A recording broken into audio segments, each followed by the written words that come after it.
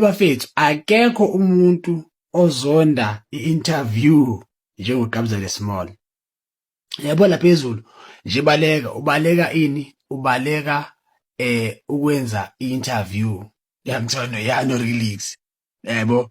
Bantu aba-understand mina why most of ama-artists baleka because bakhona ezinye izinto like abantu abazitshintshayo or babuza imibuzo unnecessary and all those things. But interview ibalekile at the same time because yenza ukuthi abalandeli bakho baku-understand way better.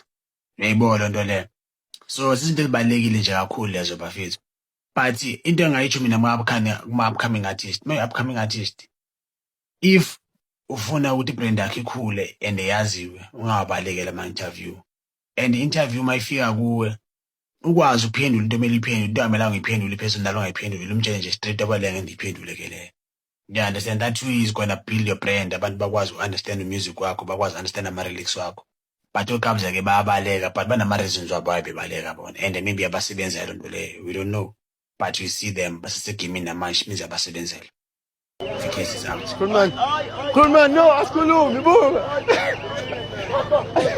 No, Kulman, ngiyasalutha ngiyobingelela. Uthanda buda azoqhawula.